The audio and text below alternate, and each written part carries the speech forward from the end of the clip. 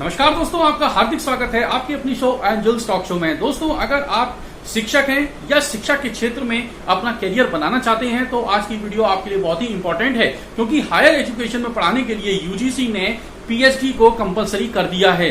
जी हाँ दोस्तों, पीएचडी के बारे में आज की वीडियो में आपको पूरी की पूरी डिटेल मिलने वाली है। उसमें हम आपको पीएचडी के बारे में बताएंगे, एलिजिबिलिटी के बारे में बताएंगे, उसके कोर्स के बारे में, उसकी फीस के बारे में, उसके ड्यूरेशन के बारे में, और आपको टॉप 5 यूनिवर्सिटीज बताएंगे जहां से आप पीएचडी बहुत ही इजीली और बहुत ही कम फीस में आप कर सकते हैं। आपको कोर्स करने के दौरान आपको क्या क्या प्रोसेस आपको फॉलो करनी होती है, ये सारी की सारी डिटेल आपको आज की वीडियो में प्रोवाइड करवाएंगे। और साथ में आपको ये भी बताएंगे कि कैरियर पीएचडी करने के बाद में आपका कितना अच्छा हो सकता है, आपके पास में क्या क्या गोल्डन अपॉर्चुनिटीज हो सकती हैं। दोस्तों, इस वीडियो को आप अंत तक जरूर देखिए, क्योंकि ये आपके कैरियर से रिलेटेड है। दोस्तों, अपनी वीडियो में आज हम आपको पीएचडी के बारे में पूरी की पूरी डिटेल देने वाले हैं। तो अगर आप हमारे चैनल पे नए हैं, अभी तक आपने चैनल को सब्सक्राइब नहीं किया हुआ है, चैनल को सब्सक्राइब कर लें, साथ में लगे हुए बेल आइकन को प्रेस कर लें, क्योंकि अपने चैनल पर हम हमेशा इसी तरीके से आपके लिए एजुकेशनल, टेक्निकल और मोटिवेशनल वीडियोज लेके आते रहती हैं।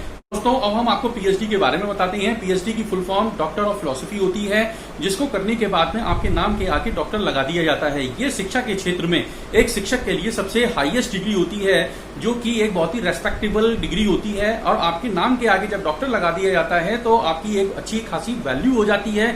आप किसी भी गवर्नमेंट ऑर्गेनाइजेशन, गवर्नमेंट यूनिवर्सिटी या गवर्नमेंट कॉलेजेस के साथ साथ आप प्राइवेट कॉलेजेस, प्राइवेट यूनिवर्सिटीज में भी आप अप्लाई कर सकते हैं। आपको एक अच्छा खासा डेजिग्नेशन दिया जाता है, आपको एक अच्छी सैलरी प्रोवाइड करवाई जाती है। दोस्तों, अब हम पीएचडी की एलिजिबिलिटी की बात करते हैं। तो पीएचडी करने के लिए आपके पास में एटलीस्ट मास्टर डिग्री का होना बहुत ही जरूरी है। आपने जिस सब्जेक्ट से भी मास्टर डिग्री की हुई है, आप उसी सब्जेक्ट में ही आगे अपनी पीएचडी को स्टार्ट कर सकते हैं। तो दोस्तों, सबसे पहले तो आप ये देखिए कि आपकी मास्टर डिग्री किस सब्जेक्ट में है, और आप जिस यूनिवर्सिटी से भी आप पीएचडी करना चाहते हैं तो क्या उस सब्जेक्ट से वहां पर पीएचडी करवाई जाती है। तो ये पहले आपको चेक करना बहुत ही जरूरी होता है। दोस्तों, जैसा कि एमसीए वाले, एमबीए वाले स्टूडेंट्स या बीटेक करने के बाद एमटेक के स्टूडेंट्स भी पीएचडी कोर्स में एनरोल कर सकते हैं, अपनी पीएचडी को स्टार्ट कर सकते हैं। एलएलबी के स्टूडेंट्स एलएलएम कोर्स करने के बाद में पीएचडी को स्टार्ट कर सकते हैं। यहां पर बस खाली आपको ये चीज चेक करनी होगी कि आपकी मास्टर डिग्री में जो आपका सब्जेक्ट था, उस सब्जेक्ट पर आपका कॉन्फिडेंस होना चाहिए, आप बहुत ही कॉन्फिडेंट होने चाहिए, उसमें आपकी पकड़ अच्छी होनी चाहिए, उसमें आपकी पूरी नॉलेज होनी चाहिए। तो जिस सब्जेक्ट में भी आप कंफर्टेबल हैं, उस सब्जेक्ट में अपनी पीएचडी को स्टार्ट कर सकते हैं। पीएचडी को स्टार्ट करने के लिए मास्टर डिग्री के साथ साथ आपके पास में 55% एटलीस्ट मास्टर डिग्री में होना बहुत ही जरूरी है। दोस्तों, पीएचडी स्टार्ट करने के लिए आपने मास्टर डिग्री चाहे किसी भी सब्जेक्ट से की हुई हो, चाहे किसी भी स्ट्रीम से आपने की हुई हो, चाहे आपके पास में आर्ट साइड रहा हो, साइंस साइड रहा हो या कॉमर्स साइड रहा हो, या आप किसी और स्ट्रीम के स्टूडेंट्स हो, आप किसी और कोर्स के स्टूडेंट्स हो, तो आप पीएचडी के लिए आप अपना एनरोलमेंट करवा सकते हैं। पीएचडी का एंट्रेंस एग्जामिनेशन देकर आप अपना एडमिशन पीएचडी में ले सकते हैं। दोस्तों, पीएचडी कोर्स में एडमिशन लेने के लिए जो टॉप मोस्ट यूनिवर्सिटीज हैं, वो नेट और जेआरएफ क्वालिफाइड कैंडिडेट्स को ही अपने यहाँ पर एडमिशन प्रोवाइड करवाती हैं। उसके लिए एलिजिबिलिटी क्राइटेरिया उन्होंने रखा हुआ है। अगर आप नेट और जेआरएफ क्वालिफाइड हैं तो उसके बाद में आपको उनके यहाँ का एंट्रेंस एग्जामिनेशन पीएचडी का क्वालिफाई करना होगा, तभी वो आपको एडमिशन वहां पर प्रोवाइड करवाएंगी। जैसे दिल्ली यूनिवर्सिटी की अगर हम बात करते हैं तो वहां पर पीएचडी करने से पहले आपको एमफिल क्वालिफाइड होना जरूरी है, और उसके साथ साथ 2 साल का आपके पास में रिसर्च का एक्सपीरियंस भी होना जरूरी है। इसी तरीके से कई यूनिवर्सिटीज ऐसी भी हैं जो कि बिना नेट और जेआरएफ को क्वालिफाई किए भी उनके यहाँ एडमिशन आप ले सकते हैं। आपको सिर्फ उनके यहाँ पर एडमिशन लेने से पहले आपको एंट्रेंस एग्जामिनेशन क्वालिफाई करना होगा। तो यहाँ पर दोस्तों, एग्जामिनेशन क्वालिफाई करने के लिए हर साल यूनिवर्सिटीज अपने यहाँ 2 बार एडमिशन के लिए वो लोग एंट्रेंस एग्जामिनेशन कंडक्ट करवाते हैं। तो आप एडमिशन लेने से पहले उन एग्जामिनेशन के फॉर्म भरिए, एंट्रेंस एग्जामिनेशन को क्वालिफाई करिए और पीएचडी में एडमिशन आप वहां पे ले सकते हैं। लेकिन टॉप मोस्ट यूनिवर्सिटीज जेआरएफ और नेट क्वालिफाइड स्टूडेंट्स के लिए ही वो पीएचडी एग्जाम्स को कंडक्ट करवाती हैं। तो यहाँ पर ये चीज आपको ध्यान रखनी पड़ेगी कि आपके, अगर आपने नेट और जेआरएफ क्वालिफाई किया हुआ है, तभी आप टॉप मोस्ट यूनिवर्सिटीज में आप एडमिशन के लिए अप्लाई कर सकते हैं। दोस्तों, अब हम आपको पीएचडी के ड्यूरेशन के बारे में बताते हैं। पीएचडी कंप्लीट करने के लिए आपके पास में मिनिमम 3 इयर्स और मैक्सिमम 5 इयर्स का टाइमिंग होता है। आप एक्सटेंशन भी अपना कोर्स वर्क का आप करवा सकते हैं। कुछ एक्सटेंशन का टाइम आप एडिशनली यूनिवर्सिटी से आप ले सकते हैं। ये भी प्रोविजन यूनिवर्सिटीज प्रोवाइड करवाती हैं। अगर किसी वजह से आपका कोर्स वर्क पूरा नहीं हुआ है, आपकी थीसिस पूरी नहीं हो चुकी है, तो आप अपना एक्सटेंशन भी ऐड कर सकते हैं। यूनिवर्सिटी से आपको उसके लिए स्पेशल परमिशन लेनी पड़ती है। दोस्तों यहाँ पर एक चीज हम आपको और भी बता देते हैं कि JRF वाले जो स्टूडेंट्स होते हैं उन लोगों को यूनिवर्सिटीज की तरफ से यूजीसी ग्रांट कमीशन यूजीसी की तरफ से फेलोशिप प्रोवाइड करवाई जाती है। तो ये 30 से 35 हजार रुपए की फेलोशिप स्टूडेंट्स को प्रोवाइड होती है। और जो आपके स्टूडेंट्स जो JRF क्वालिफाइड होते हैं वो लोग थोड़ा सा इसको एक्सटेंड भी कर लेते हैं। दोस्तों PhD करने के लिए दोनों ही मोड्स अवेलेबल हैं। आप रेगुलर भी कर सकते हैं, आप करेस्पॉन्डेंस यानी कि पार्ट टाइम के थ्रू भी आप PhD कोर्स को स्टार्ट कर सकते हैं। दोस्तों मैक्सिमम यूनिवर्सिटीज अपने यहाँ रेगुलर कोर्स के थ्रू PhD को कंप्लीट करवाती हैं। वहीं पर अगर आप पार्ट टाइम यानी कि करेस्पॉन्डेंस से अपनी PhD को करना चाहते हैं तो आप IGNOU के थ्रू भी इसको कर सकते हैं। IGNOU में भी आपको PhD वहां पर प्रोवाइड करवाई जाती है। दोस्तों PhD कोर्स की अगर हम फीस की बात करते हैं तो PhD की फीस गवर्नमेंट यूनिवर्सिटीज में जैसे DU, JNU, AMU यहाँ पर फीस बहुत ही कम रखी गई है। यहाँ पर बहुत ही कम रुपए में आपकी PhD कंप्लीट हो जाती है। तो इसीलिए मैक्सिमम स्टूडेंट्स ट्राई करते हैं इन गवर्नमेंट यूनिवर्सिटीज में एडमिशन लेने के लिए। वहीं पर अगर हम प्राइवेट यूनिवर्सिटीज की बात करते हैं तो प्राइवेट यूनिवर्सिटी PhD कोर्स के लिए 2 लाख से लेकर 4 लाख रुपए तक इसकी फीस को वसूलते हैं। तो इसीलिए मैक्सिमम स्टूडेंट्स कोशिश करते हैं कि वो with in the time period वो अपनी PhD कोर्स को कंप्लीट कर सकें।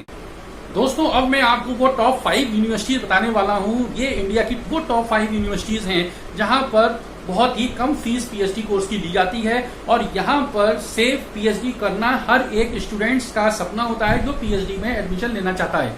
जी हाँ दोस्तों, ये यूनिवर्सिटीज हैं JNU Jawaharlal Nehru university, Delhi university, BHU यानी कि बनारस हिंदू विश्वविद्यालय, AMU जिसको हम अलीगढ़ मुस्लिम यूनिवर्सिटी भी बोलते हैं, प्रयागराज यूनिवर्सिटी जिसको हम इलाहाबाद यूनिवर्सिटी भी बोलते हैं, और जामिया मिलिया इस्लामिया यूनिवर्सिटी। ये यूनिवर्सिटीज हैं जहां पर बहुत ही कम पैसे में आपकी PhD कंप्लीट हो सकती है और इनकी जो वैल्यू है वो बहुत ही ज्यादा है। तो इसलिए मैक्सिमम स्टूडेंट्स इन यूनिवर्सिटीज में ट्राई करते हैं और यहाँ से PhD कोर्स कंप्लीट करने के लिए वो भरसक प्रयास भी करते हैं। दोस्तों अब मैं आपको PhD की प्रोसेस के बारे में बताता हूं। PhD में एडमिशन लेने के लिए दोनों ही तरीके के मोड अवेलेबल हैं। यहाँ पर आप रेगुलर और करेस्पॉन्डेंस दोनों ही तरीके से एडमिशन लेकर अपना PhD वर्क स्टार्ट कर सकते हैं। दोस्तों PhD में एडमिशन लेने के लिए हर यूनिवर्सिटी एंट्रेंस एग्जामिनेशन को कंडक्ट करवाती है। आपको वो एंट्रेंस एग्जामिनेशन क्वालिफाई करना होगा और उसके बाद में ही आपका एडमिशन हो पाएगा। दोस्तों एडमिशन होने के बाद में आपको जो सबसे पहला काम करना होता है वो आपको अपने लिए एक रिसर्च गाइड की व्यवस्था करनी होती है।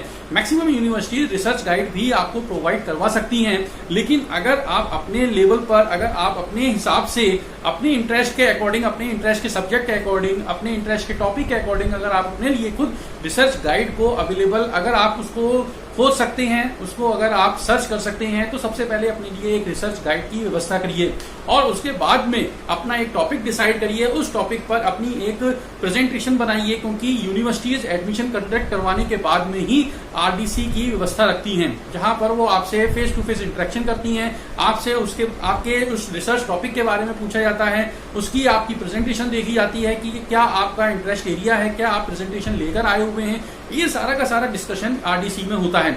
इसके बाद में आपका टॉपिक वेरीफाई हो जाता है, आपको अप्रूवल दे दिया जाता है कि आप किसी पर्टिकुलर टॉपिक पर जो आपने अपना RDC में सबमिट किया हुआ है उस पर आप रिसर्च स्टार्ट कर सकते हैं। RDC कंप्लीट होने के बाद में फिर उसके बाद में कोर्स वर्क होता है जो कि आपको कंप्लीट करना होता है। इसमें कुछ एग्जाम्स भी कई यूनिवर्सिटीज कंडक्ट करवाती हैं। तो इस कोर्स वर्क को कंप्लीट करने के बाद में फिर आप अपनी PhD के लिए वर्क स्टार्ट कर सकते हैं, अपनी रिसर्च को स्टार्ट कर सकते हैं। रिसर्च को स्टार्ट करने के बाद में आपको अपने कुछ papers national journal, international journal में आपको अपने पब्लिश करवाने पड़ते हैं और इसको करवाने के बाद में आपको अपनी, जब आपकी रिसर्च कंप्लीट हो जाती है या आप फाइनल स्टेज में होते हैं, तो आपको प्री सबमिशन के लिए वाइवा देना होता है। जब आपका अप्रूवल वहां पर हो जाता है या उसमें आपको कुछ करेक्शन बताया जाता है, तो वो आपको करेक्शन करने के बाद में अपनी थीसिस वहां पर सबमिट करनी पड़ती है और थीसिस सबमिट करने के बाद में आपका फिर फाइनल वाइवा होता है। तो दोस्तों ये सारी की सारी पूरी की पूरी प्रोसेस होती है जो कि PhD वर्क में आपको फॉलो करनी पड़ेगी। और यहाँ पर कुछ गाइडलाइंस आपकी यूनिवर्सिटीज भी प्रोवाइड करवाती हैं, तो वो गाइडलाइंस भी आप फॉलो कर सकते हैं। दोस्तों अब मैं आपको बताता हूं कि पीएचडी कंप्लीट करने के बाद में कैरियर में क्या संभावनाएं हैं, उसके बाद में कैरियर में क्या ऑप्शंस अवेलेबल होती हैं। दोस्तों पीएचडी डिग्री एक बहुत ही हायर डिग्री होती है किसी भी एक टीचर के लिए। अगर आप एजुकेशन सेक्टर में हैं तो ये बहुत ही हायर डिग्री होती है। इसको लेने के बाद में आपके नाम के आगे जैसे डॉक्टर लग जाता है तो उसकी बहुत ही ज्यादा वैल्यू होती है। आप असिस्टेंट प्रोफेसर से लेके प्रोफेसर ग्रेड तक के लिए आप एप्लीकेबल हो सकते हैं। आप गवर्नमेंट यूनिवर्सिटीज के साथ साथ आप प्राइवेट यूनिवर्सिटीज में भी एक अच्छी और रेपुटेटेड आप ऑर्गेनाइजेशन में एक अच्छी प्रोफाइल पर आपको प्लेस आप इजीली हो सकते हैं। आपको एक अच्छा सैलरी रेम्यूनरेशन भी आपको प्रोवाइड करवाया जाता है।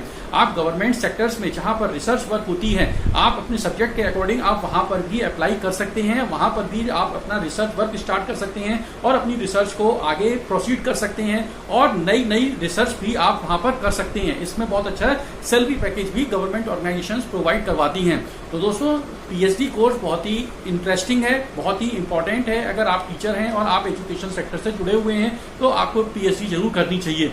दोस्तों आज की वीडियो में मैंने आपको पीएचडी के बारे में पूरी की पूरी डिटेल आपको प्रोवाइड करवाई हुई है। उसकी एलिजिबिलिटी, ड्यूरेशन, फीस और टॉप 5 यूनिवर्सिटीज के साथ साथ आपको पूरी की पूरी मैंने प्रोसेस आपको डिटेल में बताई हुई है। और उसके बाद में मैंने आपको कैरियर के अपॉर्चुनिटीज भी बताई हुई है कि पीएचडी करने के बाद में आपके लिए क्या क्या अपॉर्चुनिटीज हैं।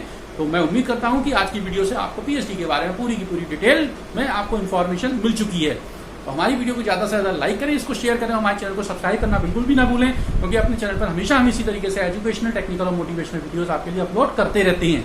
मिलते हैं अगली वीडियो में एक नए और इंटरेस्टिंग टॉपिक के साथ। तब तक अपना ध्यान रखिए। जय हिंद, जय भारत।